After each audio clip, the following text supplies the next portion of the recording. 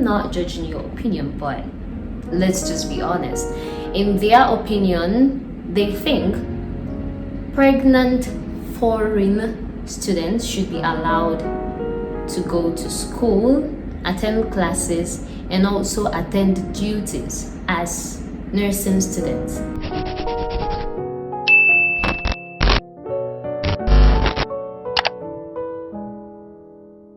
Hi guys, welcome back to my channel. It is Cynthia Penelope and thank you for clicking in. If you are an old subscriber, thank you for coming back, and if this is your first time on my channel, hello, this is Cynthia Penelope and I was a foreign student in the Philippines. I graduated from the College of Nursing, Loma Colleges, Philippines. And yes, on this channel I make vlogs. I also make very informative videos just like this one, especially for students or for people who would like to travel to the Philippines for their studies.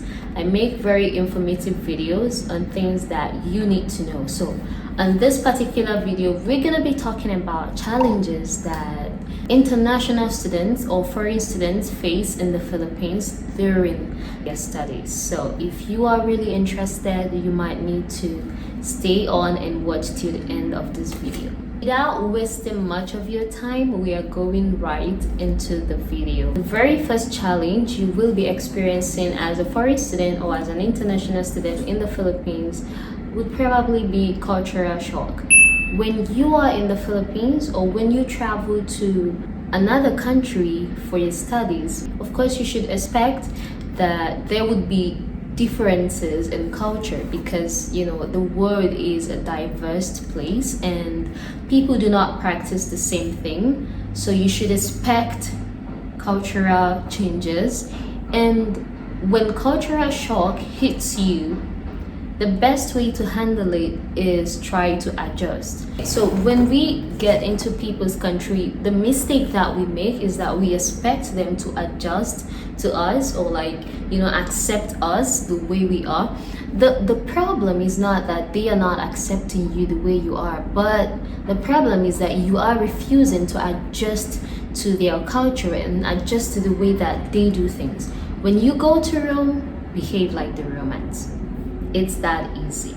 As a Nigerian, one of the cultural shock that hit me when I came to the Philippines was the fact that the society is so large and they are accepting of gay people and gay rights and they respect all of that. And you know, it's not like that in my country. So when I traveled, I found out that it was different.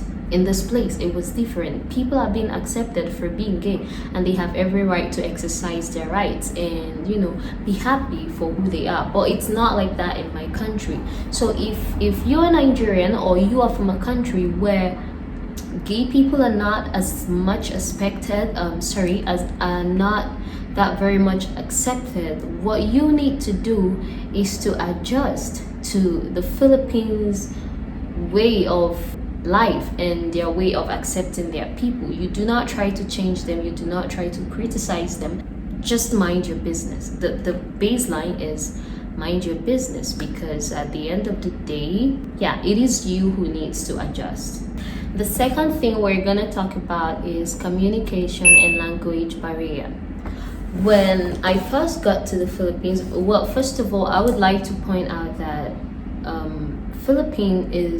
their general language is not English. However, majority of Filipinos do communicate in English, especially when they see foreigners.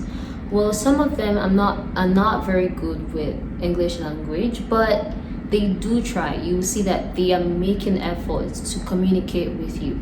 Well, the good thing is in school, especially my school, English is like the major language in my school. An instructor could get punished for speaking Tagalog or for using Tagalog to teach in class. In a class where there is a foreign student, it's mandatory for us foreign students to study Tagalog. Well, in my school, I don't know about every other school, I'm just talking about in my school. You should study Tagalog. We have Filipino 1, Filipino 2, is there Filipino 3? No, I guess it's just Filipino 1 and 2. So when we take, yeah, it's just Filipino 1 and 2 when we take our Tagalog classes. So you are at least expected to know a bit of the Filipino national language. However, that is not the major language used in school. It is not the language that the teacher will be teaching you with. The general language in school is English, and as an instructor, there is a foreign student in your class and you are teaching in Tagalog, you could get punished for that in my school. So yes, but how the language barrier is kind of a challenge is because you will have to be in other places that is not your school, like the market, and you don't expect the market women, or like you don't expect everyone to be. Oh, my light is changing. I'm just gonna adjust my camera. It was better, but like the light is still changing. Yeah, so when you go to market or you go to some other places where people in the market cannot really communicate in English language, it could be a little bit challenging for you. So what you will do is try to learn the major Filipino language, like Makano, which is like how much, Kumustas, just know the basic things that you should know when you travel to someone's country. At least you should know how are you, I'm fine. Major greetings, maganda umaga, magandang hapon, just know the basic things. It's not gonna be that difficult, but the most important thing is that in school you will be taught an English language, which is good, but you have to try to learn the language also, so that when you are in other environments that is not school. Okay, that is very light. Keep having problem adjusting my light. Anyways, yeah, when you are in other places that is not school, you can at least know the major language to speak, just to communicate with other people. The third challenge you're gonna have as a student will be finance and currency difference. So for example, I am a Nigerian. When I traveled to the Philippines, the Philippine peso has more value than the Nigerian naira. So if my parents are sending me a huge amount of money, I know in Nigeria it's a huge amount of money, but when I receive it and then I convert it to pesos, it is below, and that is quite challenging because when your parents send you like 100k, it's 100k. When you get it in Philippines, you might be getting around 10,000 pesos or just 11,000 pesos, and you pay your house rent, 5,000 is gone. That's 50,000 naira, it's gone. And then after your house rent, you pay your electric bill, 2,000 pesos, it's gone. How much do you have left? And you cannot even ask your parents to send you more money because they just sent you a whole lot of 100,000. They just sent you 100,000. So like when you ask them to send you another money, you're running out of cash, they cannot relate, they cannot understand you, because they will be like, I just sent you 100k. So yeah, if you are a student, well, how to manage that is to be very, very conscious of how you spend. Make sure you spend unnecessary things, and then try to explain to your parents that exchange rate is kind of difficult and it's kind of different, and it's not the way they send the money that they should expect it, because when it comes in pesos, it's quite cheaper and has less value than what they are sending in naira. But you as a student, you have to help your parents too by minimizing your luxurious lifestyle and try to manage as a student. That way you help yourself, you help your parents as well.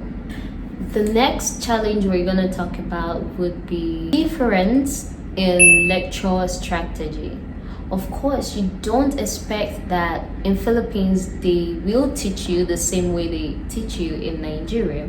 I never got a chance to go to a Nigerian university. However, I was in Nigeria high school, and I just know it was not just the same method of teaching. In Nigeria, we are more theory, like we base more on theory than practical.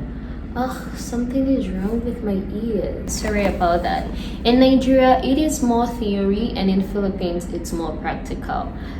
When you travel to another country to study, do not expect that they will teach you the same way that you're being taught in your country. It is different in a good way. I really enjoyed my time in the Philippines. I enjoyed my schooling. It was stressful, of course. School is stressful everywhere, but I'm glad that it was less stressful being a foreign student, because you know the class is conducive enough. The lecturers are always attending their classes. Yeah, just expect that lecture is gonna be different. It's not the same way you've been taught in your country.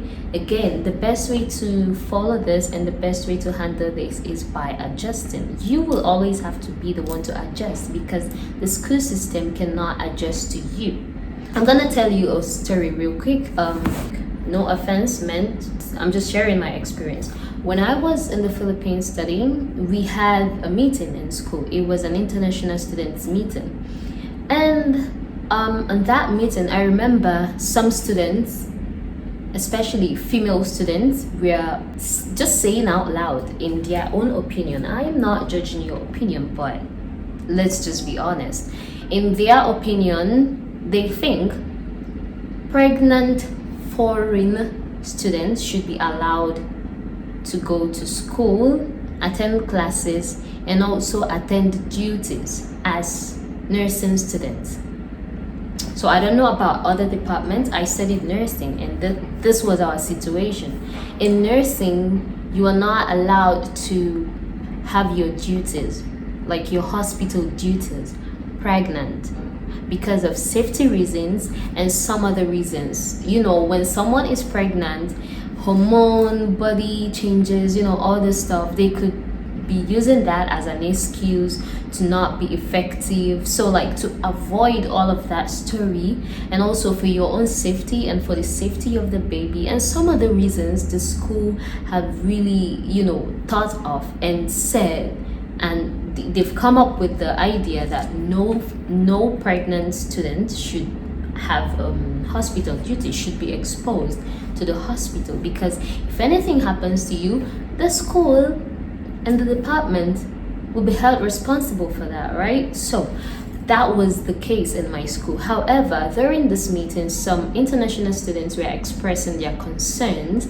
and they were saying that, well, in my country, pregnant students are allowed to go to school and they are allowed to go for duties. I don't think there's anything wrong with that. I think the school should adjust and let pregnant students, pregnant foreign or pregnant international students to attend classes just like everyone else and go for their duty just like everyone else. Now, don't get me wrong. I'm not trying to say that being pregnant is the most offensive thing to do, or like it's not a happy news. Of course, pregnancy is a good news. However, you should understand that there is such thing called rules. Those rules are not just made for foreign students. It is applicable for it is what everyone should follow. Everyone is expected to follow these rules. So you as a foreign student, why do you think you should be exempted? It is not the school's business if you want to have sex with your husband, your partner, whosoever. It is not the school's business. It is left for you to adjust to the rules. At the end of the day, they are doing this for your own good, because you are the one who will be distracted. Your baby might be affected in the process, and also it might be a little bit unfair to others, because if as a pregnant mother, of course, you're not in your normal state. Your body is not in the normal state. It is going through stages. Your hormone might be changing, and just a whole lot of things may be happening to your body. And when this happens, you might come to class and you might be sleeping. You might be just taking advantage of the whole situation of you being pregnant. I know a lot of people are going to take advantage of that, and they may not be attending classes, they may not be efficient when performing their duties in the hospital. And just to avoid all these things, they said, do not get pregnant. If you get pregnant, okay, it's fine. We are not asking you to stop school, but stay home. When you are done delivering your baby, you can come back to school. So it is left for you to adjust and see that you're more careful. And yeah, it's left for you to adjust. You don't expect the school to adjust to your own standards. You are the one who will adjust to the school standards. So until such a time where the school thinks, okay, we can now start allowing pregnant mothers to attend classes and go for duties, then you can enjoy that time also. But for now, the school system says no pregnant student is allowed to go for duty. Respect that. It is very easy. Respect that.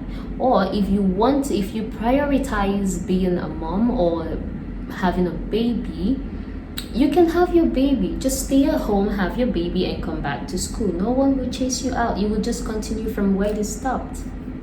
Anyway, shout out to all the super moms who are doing it. Came back to school after their pregnancy, after so many things, who held on to school and, facing all these challenges.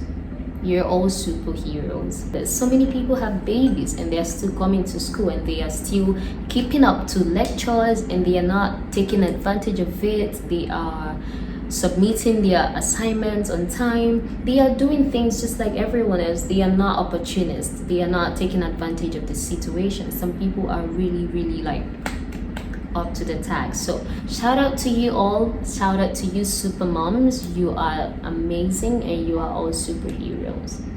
The fifth thing we're gonna talk about is making friends.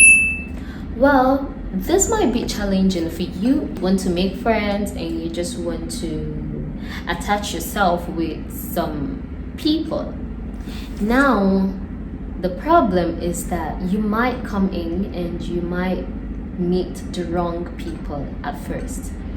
Just be careful with who you let into your life and who you get yourself attached to, because most of this friendship, you find out that the people you are friends with when you first came to the Philippines, or when you first traveled out of your country, they are not usually the last to stay in your life. So I'm not saying do not make friends. It might be a little bit difficult for you to make friends when you come in, because of course you're still trying to adjust and learn the people and get yourself and all that. Yeah, that's my advice. My advice is when you travel to a country, especially to a place like the Philippines, be careful. There are good people, there are also bad people. There are also some Filipinos who have this mentality that every foreigner is rich. So some of them will come to you not because they are genuine. They will come to you because they expect to get something out of the friendship. So it might be a little bit challenging for you to make friends, because for the very first week or first month in the Philippines, the people that might come around you may not be that genuine. So if you ask me, I will say take your time, relax, know your environment, know the kind of people you want to associate yourself with, and then you can start making friends. You would just maybe find it difficult to become friends with them because you have to compromise a lot and they have to understand you and you will have to understand them. So what I will say is take your time. Do not rush it. Do not rush the process. Just know the kind of people you want to be with. And it's not just about finance. It's not just about people who wants to get financial assistance or financial help from you. It could be academic. I know a lot of Nigerians are pretty much intelligent because of the system of our system of education in Nigeria. It drills us. The system of education over here drills us so much that when we travel outside the country, we do well academically. So most of these people attach to you because they actually want your brain, not you as a person. So what I will say is be very careful with who you let into your life and just take your time. It's friendship is not something you have to rush into. If it's what you have to wait for it to happen, then wait for it to happen. In my first year, I met this Filipino girl and she's really amazing. But I started having the best people towards my third year, because at that time I've already stayed for 3 years, and yeah, I kind of know the kind of people I want to be with right now, and I know the people who will come through for me. And I have a lot of Filipino friends and family, and that makes me so happy. I was not in a hurry to make friends though. I was not in a hurry. I took my time, and I'm so glad I made the best kind of friendship in the Philippines. Shout out to all my Filipino friends. I love you all and I miss you all, and I can't wait to come back to the Philippines and see you all and hug you again. The next thing we're gonna talk about is the use of technology in the school system. Again, in Nigeria, we are more on, textbooks, teacher to students, lectures. Everything we do we are not that computer based. It's not that, there is no computer in Nigerian schools or Nigerian universities. We have computers. Yeah, we do. But like in the Philippines, it's like everything is they are trying to computerize everything, including enrollment, exam and stuff. In Nigeria, we still practice the written exam, which is not bad. Yeah, there are some schools in the Philippines still practicing written exams, but most times, like in school, from my second year, we are already writing our exams with our phones, and yeah, everything is like basically computerized. You can enroll online, just everything in school you can just do it online. In Nigeria, it's more student lecturer communication, interaction, and more than computer-based interaction. I don't know if you understand what I'm trying to say, but all I'm trying to say basically is that in the Philippines, it is like more the use of computers, but in Nigeria, it is more. What am I trying to say? In Nigeria, it is more human-to-human interaction. Exactly, that's the word. In Nigeria, it is more human-to-human interaction. However, in the Philippines, it is more computer-based. This too could have its advantage and disadvantage, but it is still a system of teaching, and it's still impacting on the students both ways. So, yeah. When you travel to Philippines to study, expect that you will get used to a lot of computer-based system. You will have to submit most of your assignments online, and then most of your assignments will be research work, research papers, make a PowerPoint presentation, basic things that you need to do with your laptops or your phone. But in Nigeria, they give you like basic projects. You have to do it with your hands and your sweat and your blood. Number 7 is a challenge, and it's a huge one at that. And the next challenge we're gonna talk about is false perception. Now, when we talk about false perception, it's what people you left at home now expect from you, especially your friends. Maybe your friends from high school, or maybe your friends from university that you left before coming to Philippines to study. Basically, people who you left in your country before traveling, they have a false perception of you. And what do I mean by false perception? They now see it that, life abroad, you are now rich, you are now happy, you are now, let me say it the way they say it here, big girl, you are now leveling up, you are now, I don't know if you understand where I'm going, but I believe you understand where I'm going. But in most cases, just because someone traveled outside the country to study does not mean they have it all. It does not mean they have become financially stable.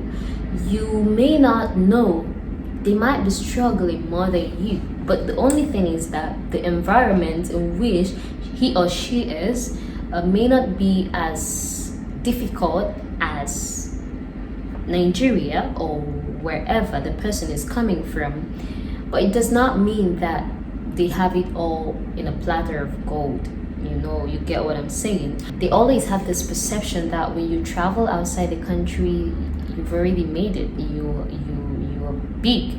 Just know that not everyone who traveled outside the country went there to do business. Most of them are students, and they are 100% still dependent on their parents to send in their school fees, send in their feeding. Most times it's even more difficult to live abroad than stay in Nigeria or stay in your country, because when you are abroad, the pressure is much on your parents. You have to expect that they send you your school fees, feeding, and sometimes maybe they will send you money, and you might be needing another money by the month end, and you don't even have the heart to ask them for another money because they just sent you money. You will just have to manage your life. So when you see someone who's living abroad, kudos to them, encourage them, ask them how they are doing. Don't start begging them as if they have it all figured out. We are all students trying to survive, and no one is better than anyone. It's just because they travel doesn't make them better than you. Sometimes they may be struggling more than you are, but you're just not seeing it because they don't show it. So do not have the wrong perception that when someone leaves their country, life becomes better for them. Check up on them, ask how they are doing, rather than asking them for money or some other things you think they will send to you. It's not always like that. They are students, for crying out loud, so they also need help. Oh my god, peace. Have you been hearing that noise? Now it's so peaceful, thank god. So yeah, do not have a wrong perception of people when they travel outside the country. They may be finding it a bit difficult to survive, but they are just surviving in spite of everything happening around them. Do not expect that they are now rich and they should be sending you some stuff or anything you are thinking of. Life is not always like that. So yes, do check up on your friends and make sure that they are okay, not you thinking that they've already made it in life. So we're down to the last one, and the last challenge I think students do face when they travel out of the country to study is relationship. For example, and when I say relationship, I actually mean romantic relationships. So when people leave their country and they travel to another country, they always kind of find it maybe a bit difficult to have a romantic relationship, because this is a place where your country, your fellow citizens are, how will I put it? They are not much. It's not like, every day you come out the streets of Nigeria and you will see someone asking you out, someone calling you. You go out, you don't see a lot of your countrymen. And I just know for some reasons, most Nigerian girls do like to date Nigerian guys. Does not mean that they cannot date Filipinos or date any other person, any other nationality, but most of them really do want to date Nigerian guys. So now when you travel to Philippines, it might be a bit challenging for you because Nigerian guys in Philippines are not that much, and the few, some are married, some others are on serious. Man, relationship may be a bit messy and a bit up, but yeah. Anyways, it depends on what you want as a person. If you want to have something serious with a person, come straight with it, Romantic relationships in the Philippines can be a little bit messy, and as much as possible, you just try to protect your name. You don't get to see a lot of Nigerian guys, just a very few of them. You might have a thing to do with one person, and then the next thing your name is everywhere, and then still does not mean that people do not have a healthy relationship in the Philippines. Of course, people have healthy relationships and they are happy in their relationships. However, you just have to be very careful about the kind of guys you meet outside the country, because some of them are not looking for something serious. Unless you are not looking for something serious as well, then it's not a big deal. You can both play yourselves and mind your business at the end of the day. But if you are someone who is looking forward to having something really serious with a person, you have to be very careful who you associate yourself with, and be very specific about the kind of man you want in your life. You don't want a situation whereby you become friends with someone and then you are genuinely friends with this person and you really want something from that person, something serious with the person, and eventually it didn't turn out well and they just go about saying a lot of bad things with your name. And Philippines is big, but it's also small. It's like everybody knows everybody, and by everybody knowing everybody, I mean like within the Nigerian community in the Philippines, majority of us know each other. So it's like a little thing going on in there. It's a circle going on in there. So you can always find love everywhere. Of course, you can find love everywhere, but it's just a bit difficult when you travel out of the country because you don't get to see a lot of your countrymen there. So you might have to just settle for the ones that are available. Yeah, but that's just the case, and that is all for this video. And by the way, I have an announcement. If you watched my previous vlog, I went for a photo shoot, and yes, I told you guys I will be joining a pageant in Nigeria. Yes, and that pageant is the most beautiful girl in Nigeria 2021. The Most Beautiful Girl in Nigeria is a pageant platform where the winner becomes the Miss World Nigeria. The first runner-up becomes the Miss Universe Nigeria. These are the two major crowns. So yes, I am competing for that pageant this year, and I really need your help and I need your support. You can support me by following me on Instagram and following me on my journey to Miss World Nigeria. Actually, I'm not yet a candidate. We are still in the audition process. After this audition, they will announce the candidates. So I am hoping to pass the stage so I can finally become a candidate. I will keep you guys updated. Follow me on Instagram so that we can go on this journey together. So that's all for today. Thank you for watching my video. See you in my next.